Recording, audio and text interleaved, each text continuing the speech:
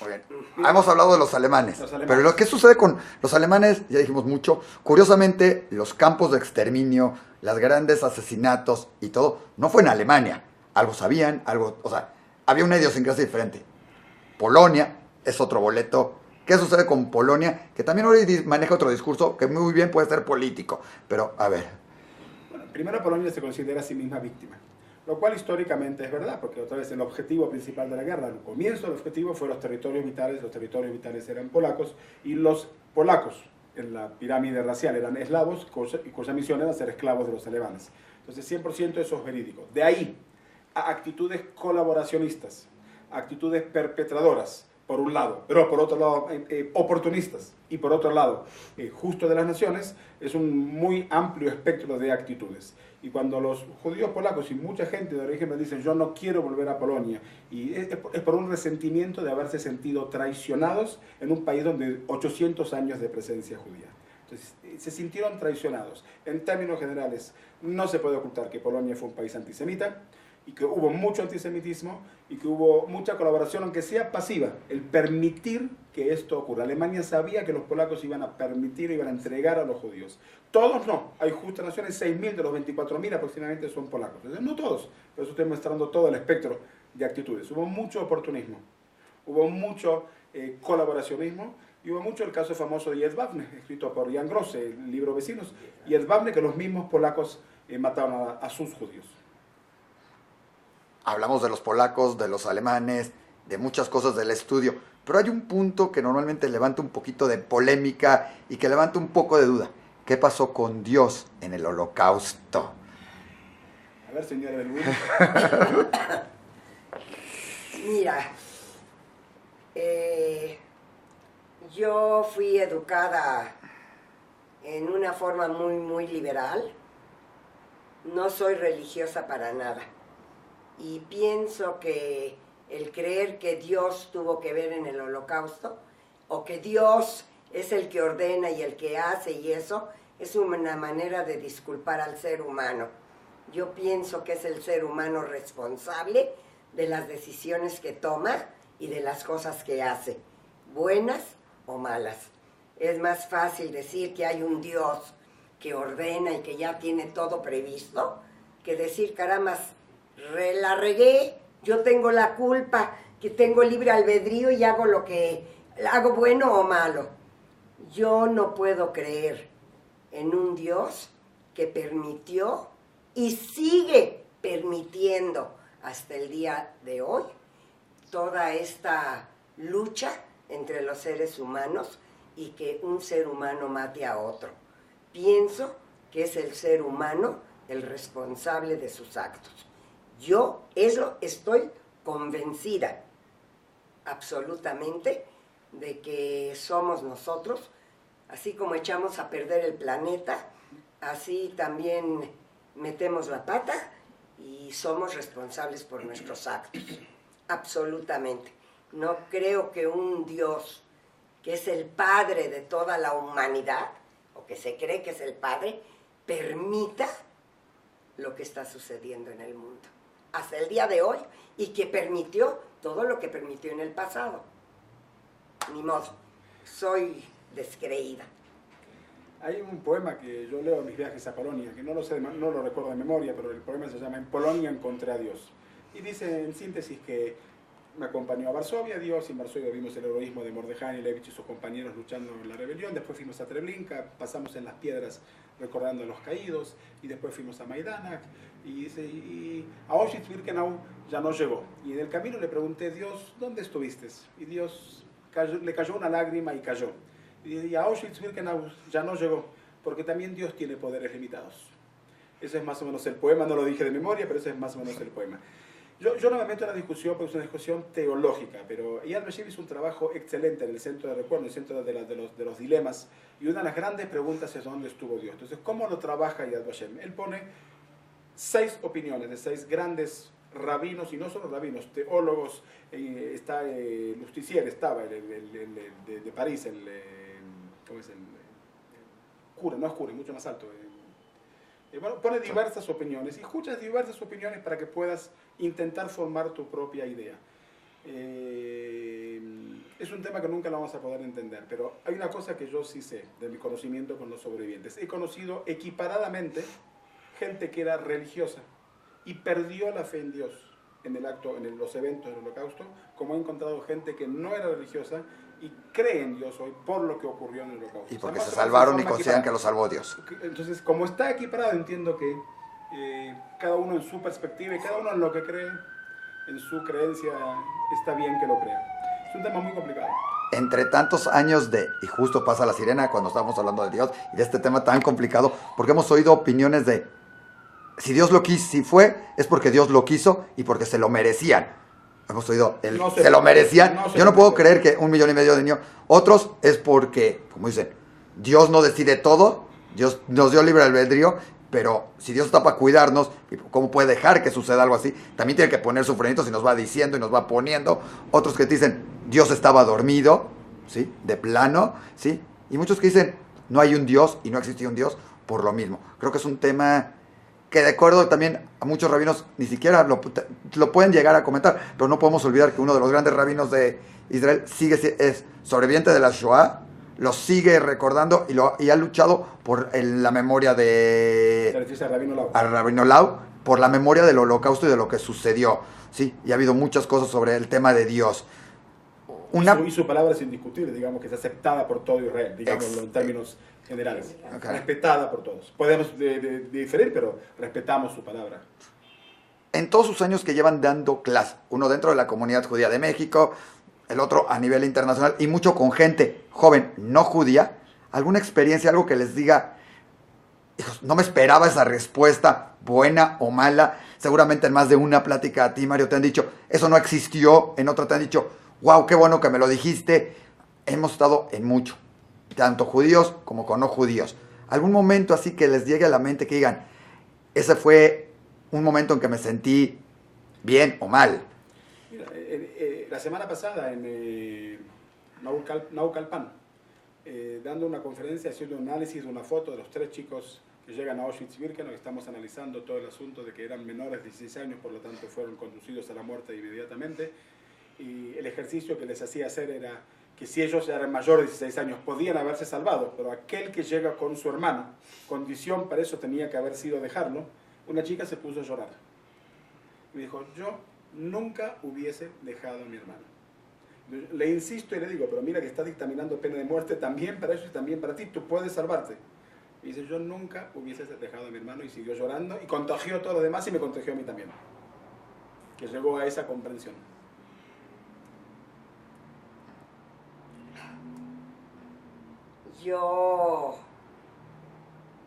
Mi experiencia ha sido con alumnos judíos, pero hace unos meses fui invitada por un grupo muy interesante, un grupo de gente ciega, que me pidieron que les viniera yo a hablar de judaísmo. Y la verdad creo que por primera vez en mi vida no sabía yo ni por dónde empezar, porque no sabía yo qué saben o qué, y decidí que voy a llegar y les voy a preguntar qué saben de judaísmo. Y sobre la base de lo que ellos me digan, empezar yo a hablar. Construir la conferencia. Bueno, lógico, la mayoría de ellos que sabía lo que les dijo el señor cura, lo que tenía relación con Jesús. Entonces les di una pequeña clase de historia, y cuando llegaron las preguntas sobre el Holocausto, se suponía que iba yo a hablar 1 hora, y me quedé más de 2 horas platicando con ellos. No se querían ir, ni yo tampoco. Y cuando se habló del Holocausto, les dije que verdaderamente a mí lo que más me cuesta trabajo es lograr a entender cómo el ser humano puede caer a un nivel tan bajo de lastimar conscientemente por el gusto de lastimar a otro ser humano. ¿Cómo puede el ser humano creer que es superior? ¿Cómo puede? Esas son cosas que yo hasta la fecha busco la respuesta. Y si volvemos al tema Creo que, bueno, hay un libro que escribió un latinoamericano ahorita acerca de la historia de la Iglesia Católica, que llegó un momento que tiré el libro de tan negativo que era. Y sin embargo, cuando yo estoy hablando de esta época del Holocausto, es tan negativo en lo que se refiere al ser humano que me duele verdaderamente, me duele reconocer lo que es la debilidad humana. Hablando de la negación del Holocausto, y brevemente, cuando llega alguien y dice, o nos dice alguien, es que eso son puras mentiras, puras falacias, no existió el Holocausto, ¿cómo me lo puedes demostrar? Y se lo llega, tú trabajas hoy y te alabo la labor que haces porque estás preparando a jóvenes. Al rato tienes unas pláticas con diferentes jóvenes de Etnoa y has estado en escuelas y en varios lados. ¿Cuál sería la respuesta sin entrar y conoces y o sea, porque podemos hablar mucho? ¿Cuál sería una respuesta para decir, sí existió el Holocausto y te lo puedo... Sí sucedió el Holocausto. Mira, en generalidad la respuesta es la siguiente. Hay que estar documentado. Sí. Hay que tener la documentación y hay que poner sobre la mesa la documentación alemana y los informes alemanes nada más. El informe Jagger, que informa el asesinato de 147.000 judíos de los países bálticos, por informe alemán que nadie lo niega, nadie lo puede negar.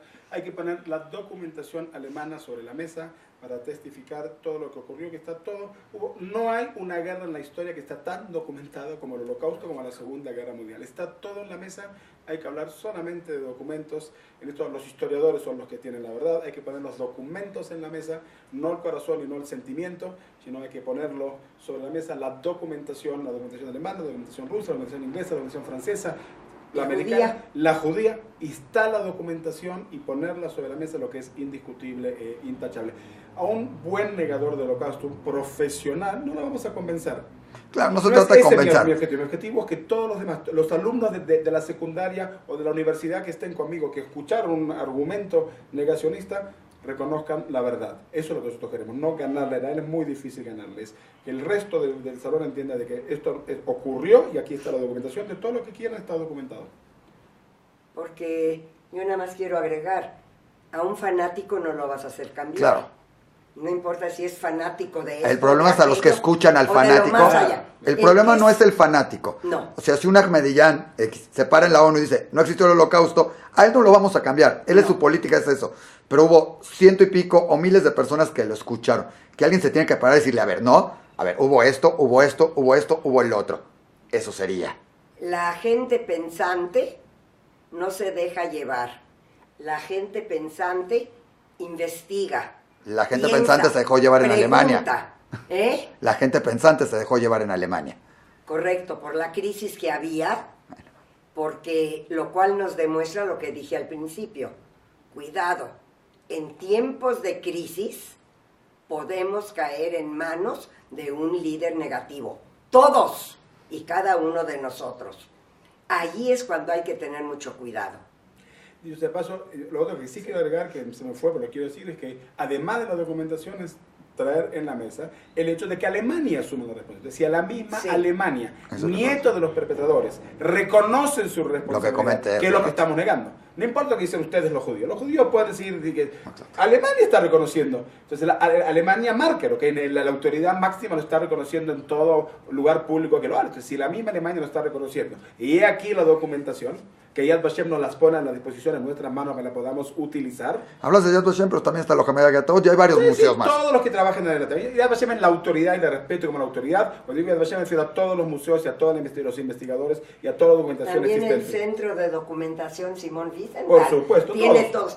Ahora, yo siento que mucha gente puede negar o quiere negar por el Gentleman's Agreement, el acuerdo de caballeros que se hizo al terminar la guerra. Pero ya se acaba y se van a abrir muchos archivos. 60 años no se iban a abrir los documentos. Nadie iba a tener acceso. Allí había una doble intención muy fuerte. Mira, dicen que el Papa fue justo de las naciones.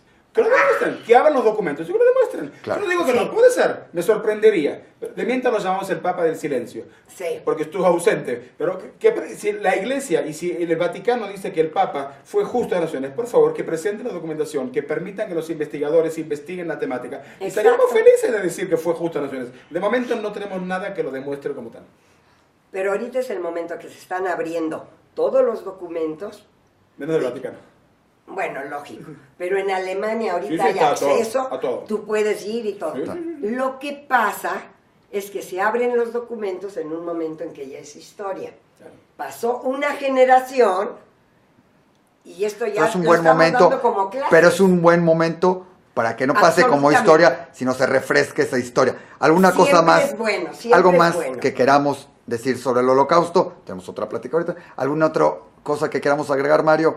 Maya, sobre... Yo solo opino que hay que seguir estudiando, que hay que seguir documentando, que hay que seguir dándole a la juventud absolutamente todo el conocimiento posible, más que nada para evitar que en un momento de crisis la juventud vuelva a caer, el pueblo vuelva a caer bajo el impacto de un líder negativo. Aunque hoy en Hay día lo que sigue tener habiendo en varios mucho- países del mundo. Hay que tener muchísimo cuidado con eso.